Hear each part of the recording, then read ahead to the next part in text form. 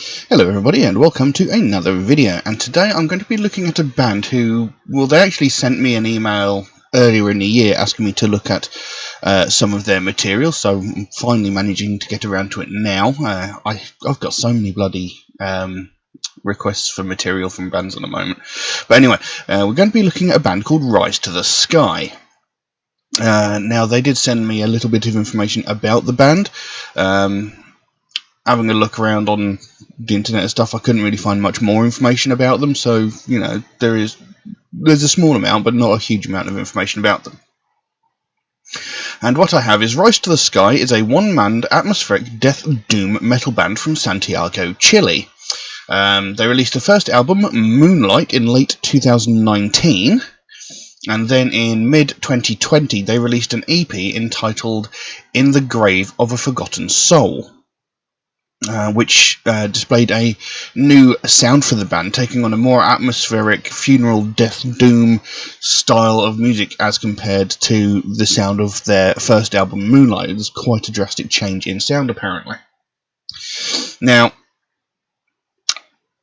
towards the end of this year, I think it was in October this year, they released another album called Death Will Not Keep Us Apart, and it is from that album that we're going to be looking at a track today called Together in the Grave.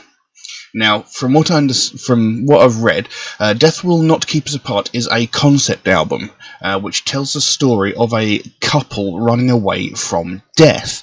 And this takes place in a post-apocalyptic world. And, you know, this couple are constantly moving from place to place until eventually they discover a high cliff where they believe they could be safe from death.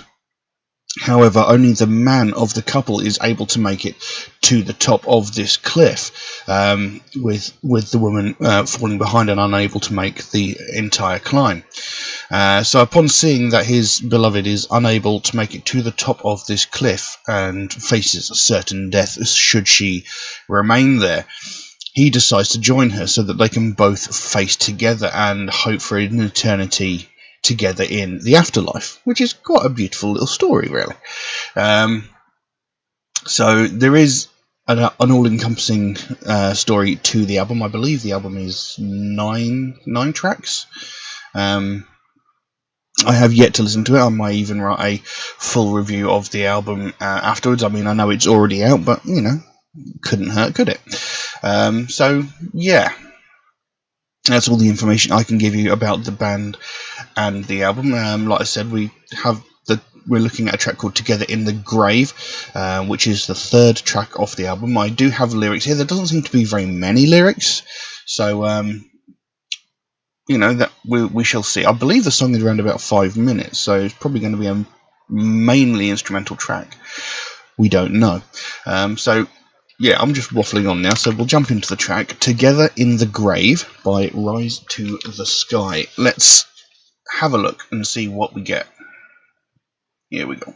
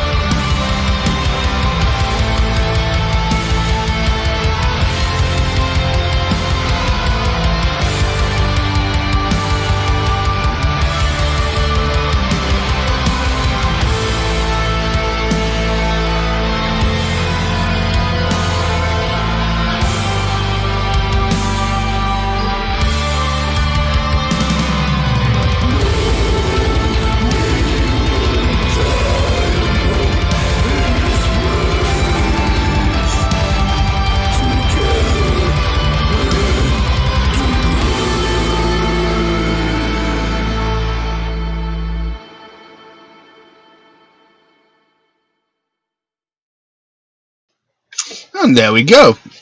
Together in the Grave by Rise to the Sky. Now,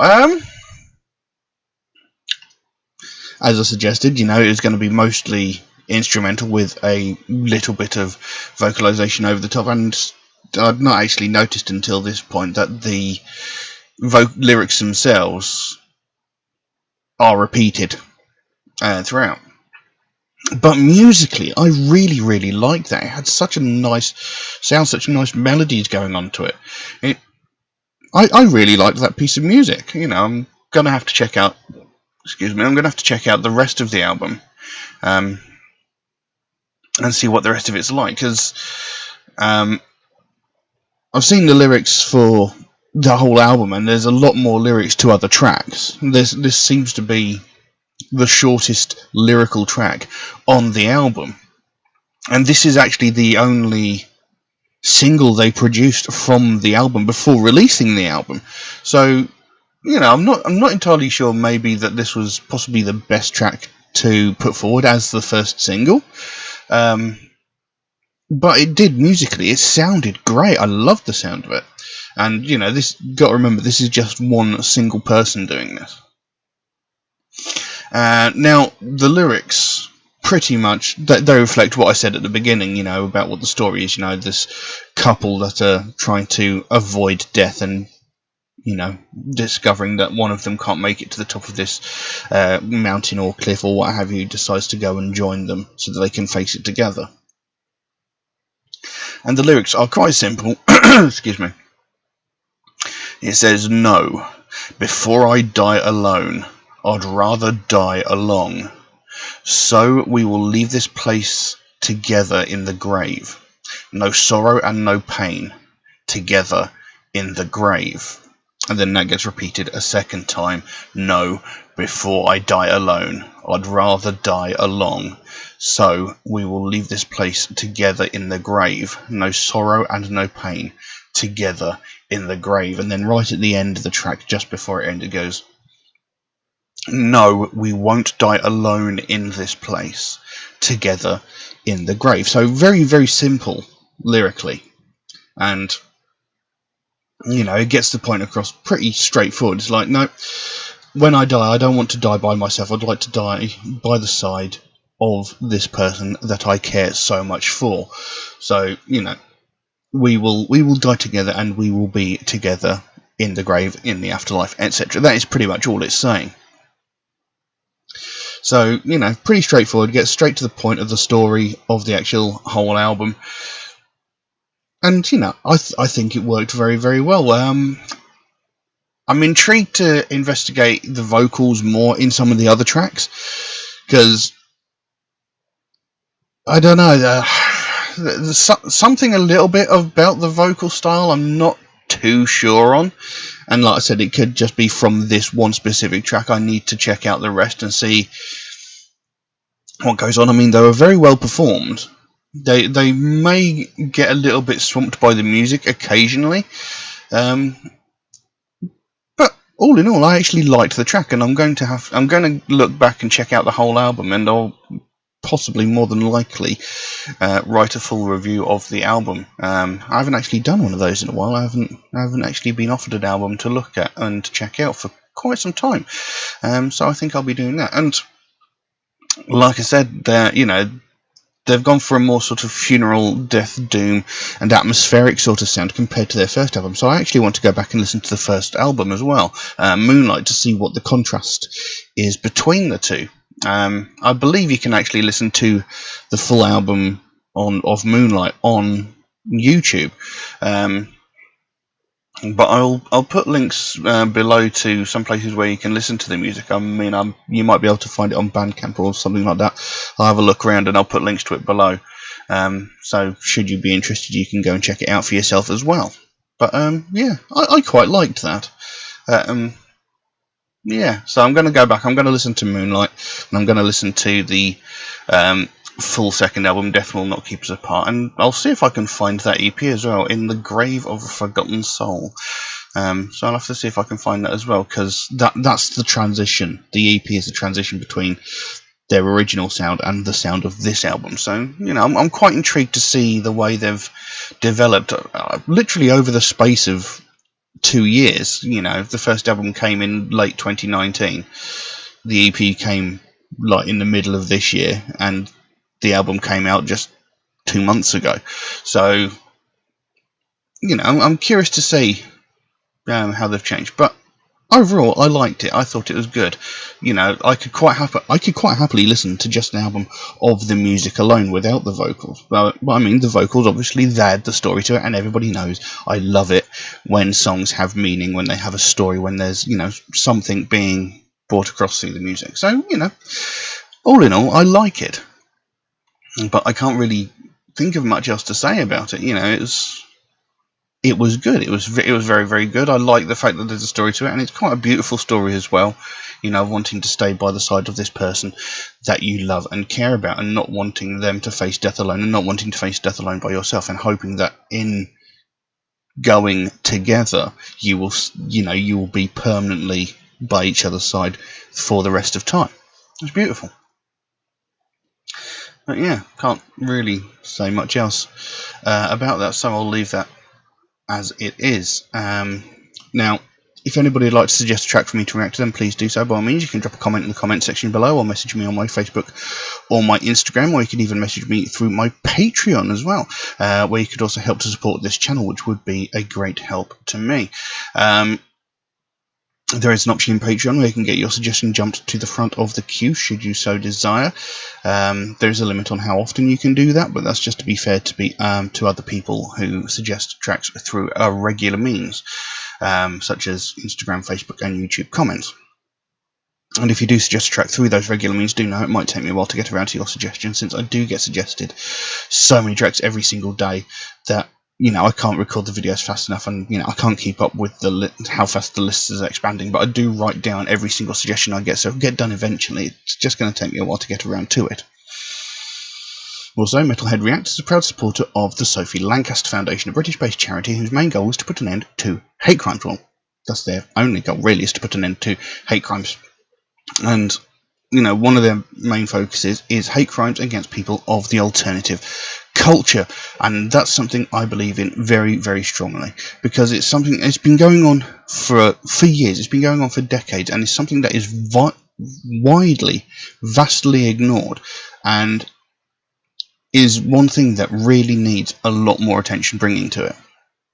Because every day we hear about all these other hate crimes like sexism, racism, homophobia, transphobia, religious hatred, ableism, etc. We hear about these every single day, from like the most heinous and violent of these crimes, where someone is brutally beaten or murdered just because of the colour of their skin, because of their religious beliefs, because of their sexual orientation, down to the most petty and pathetic of these crimes, where entitled white women are calling the police because a family of colour are having a picnic in a public space. You know, we hear every single facet of these on a daily basis in every media platform that you can imagine. We hear these every single day. But we don't hear anything about these people that are getting violently attacked just purely because of their taste in music and because of the way that they dress, you know. But this sort of thing, it happens on a daily basis. You know, it's been going on for decades. You know, the last time we heard anything about this was 13 years ago, when Sophie Lancaster and her boyfriend Rob Melby were violently attacked and brutally beaten by a group of 5 or 6 people. And they were beaten so severely, you know, they were beaten, knocked to the ground, kicked, punched, and had their heads stamped on so violently that they both ended up in comas. Now, Rob Melby, he thankfully survived. He was in a coma for around about a week, maybe a bit longer. I can't remember exactly how long, but, you know, he thankfully survived. Sophie Lancaster, on the other hand, she was in a coma for 13 days before she succumbed to her injuries and she died. This young woman was 20 years old, and she was murdered. She was beaten to death just purely because of the music that she liked and the clothes that she was wearing. And this was all over the news for like several weeks, several months. It was all over the news. And then it disappeared, and we've not heard a single damn thing since. And like I said, this is 13 years ago. And in those 13 years, several hundred, if not several thousand people from the alternative community have been attacked in a similar fashion. But we've not heard a single thing about it because no one's died. And that's just not acceptable. We shouldn't have to wait for someone to die. We shouldn't have to wait for someone to lose their life over such a stupid, pathetic thing before we start talking about this again. 2 years ago, a young woman in Glasgow was violently attacked in a similar fashion. Where was this all over the news? She was running a charity gig in a venue, and at one point during the night she had to pop back to her home, which was only a 5-minute walk away from the venue. She was going to pop to her home and then come back to the venue. A 5-minute walk each way. And in the 5 minutes between leaving the venue and getting to her home, she was attacked twice by the same group of people, and similarly to Sophie Lancaster, beaten, knocked to the ground, punched, kicked, etc. And, that so easily could have gone the same way as what happened to Sophie Lancaster, but thankfully it didn't. Someone put an end to, the attack. But why wasn't this all over the news? This was a brutal and violent attack, but we didn't hear a goddamn thing about it. I spoke to a young woman a few weeks ago, and she was telling me how when she was in school, she had her hair set on fire because she was an alternative person, because she was part of the alternative culture. She had her hair set on fire at school. And the teacher said it was her own fault because she didn't fit in with the popular kids. These teachers are supposed to be there to not only educate us, but to look out for us and take care of us whilst we are in their care. They're not supposed to just sit there and go, well, it's your own fault because you're a goth. But we don't hear about these things, and that is not acceptable. Something needs to be done. We need to start speaking about this stuff more before someone again loses their life over something so pathetic. You don't hear people getting beaten to within an inch of their lives or violently attacked because they listen to Neil Diamond or because they listen to opera, do you? You don't hear people getting violently attacked because they like different movies to you, because they like different TV shows to you, because they like different flavoured crisps or different flavoured ice cream to you. You don't hear people getting attacked for those reasons. So why would people think it's acceptable to violently attack someone because they listen to heavy metal or alternative music, because they dress in alternative fashion? Why is that the trigger point? Why is that acceptable to people? It isn't acceptable. There's no excuse for it, and it's just getting ignored. And this is what the Sophie Lancaster Foundation is all about. They want to bring more attention to the fact that this is happening. They want more people to realise that this is a real problem. It's not just one of these 1 in a million occurrences that happens every now and then. This happens on a daily basis all around the world. And, something needs to be done before somebody else loses their life over something so petty and pathetic. They don't want to see another family go through what they went through when they had to watch their daughter slowly die over the course of 2 weeks because of the single-minded actions of a group of people that just could not accept the fact that not everybody likes the same stuff and everybody has the right to be an individual. We don't all have to like the same thing. If we all liked the same stuff, the world would be an incredibly boring place. We wouldn't have any new music being invented. We wouldn't have any new movies being invented. We'd just be listening to the same stuff all the time, constantly. There'd be no innovation, there'd be no invention. If we all liked the same stuff, this world would be so boring, But you've got to accept the fact that not everybody likes the same thing as you.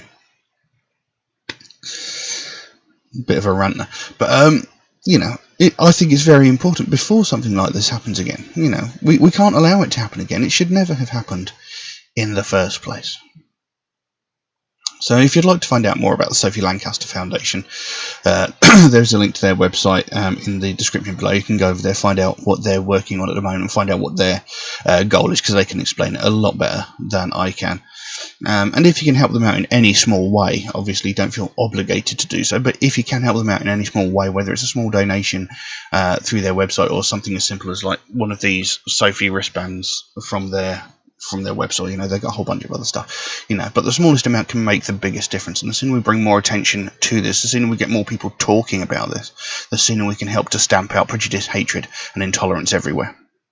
But I'm going to leave that as it is for the time being. Thank you all very, very much for watching, and I'll see you again soon. Bye bye.